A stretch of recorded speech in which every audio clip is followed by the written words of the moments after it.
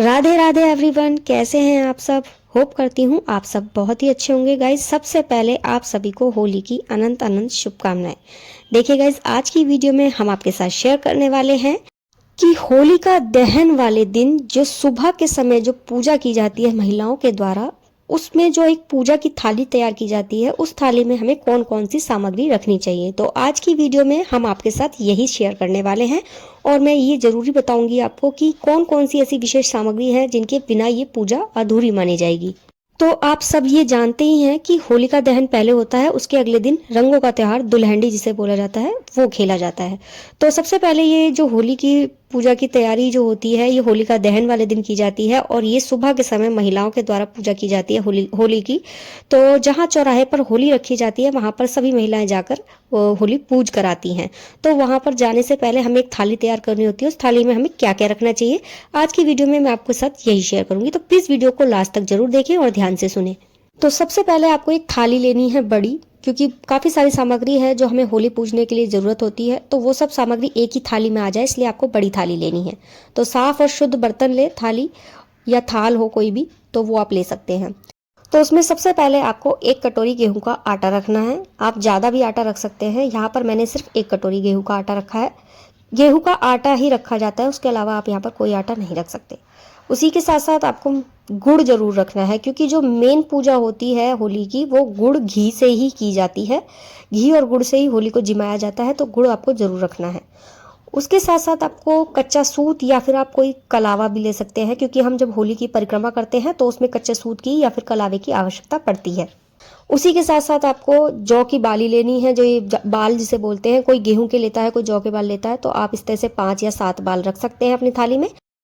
जौ के बाल रखने भी बहुत ज़्यादा ज़रूरी होते हैं, तो आपके यहाँ जौ की या गेहूं की जिस चीज़ की भी आपके यहाँ बाल रखे जाते हो वो आप अपनी थाली में रख लें। उसी के साथ साथ आपको फूलों की माला लेनी है। माला नहीं है तो कुछ फूल भी आप रख सकते हैं। होली पूजन करते समय हमको गुलाल की भी आवश्यकता पड़ती है, क्योंकि होलिका माता पर गुलाल भी मतलब अर्पित किया जाता है, तो गुलाल भी रख ले। साथ ही मैंने यहाँ पर हल्दी रखी है, क्योंकि हल्दी से होलिका का तिलक किया जाता है। और घी, शुद्ध गाय का देसी घी हो तो बहुत ही अच्छी बात है, वरना कोई भी देसी घी आप शुद्ध रख सकते हैं। उसी के साथ साथ एक मिट्टी का दीपक रख ले। अगर आपके यहाँ दीपक जलाया जाता है तो आप रख सकते हैं, नहीं जलाया जाता तो आप इसको स्किप भी कर सकते हैं, या फिर आप धूप बत्ती वगैरह से भी पूजा कर सकते हैं। उसी के साथ साथ हमें कुछ खुले पैसे जरूर चाहिए, कुछ सिक्के वगैरह जरूर रखें थाली में।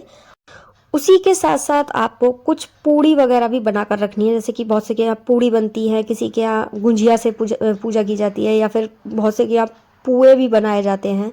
तो आपके यहाँ अठावरी बनाई जाती है पूड़ियों की, तो आप अठावरी रख सकते हैं, 8 पूड़ियाँ, या फिर गुंजिया रख सकते हैं, या फिर पुए भी रख सकते हैं। तो जो आपके यहाँ होता हो आप उस तरीके से अपनी थाली में रख लें।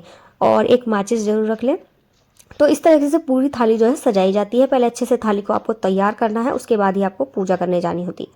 अब यहाँ पर एक हमें शुद्ध जल का लोटा जरूर चाहिए, तो उस लोटे में आप कच्चा दूध जरूर डाल के रखें।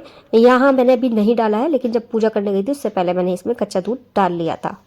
और मैं आपको एक बात और भी बता देती हूँ, देखिए कच्चा दूध आपको पीतल के या स्टील के लोटे में ही डालकर ले जाना है। आप तांबे का लोटा हो तो उसमें कच्चा दूध नहीं डालें जल के साथ, क्योंकि वो जहर बन जाता है, विष बन जाता है। इसलिए कभी भी इस तरह से पूजा में इस्तेमाल नहीं करना चाहिए। हमेशा स्टील का या पीतल का लोटा हो, उसी में आप कच्चा दूध और गंगा जल वगैरह डालकर तब आप पूजा करें।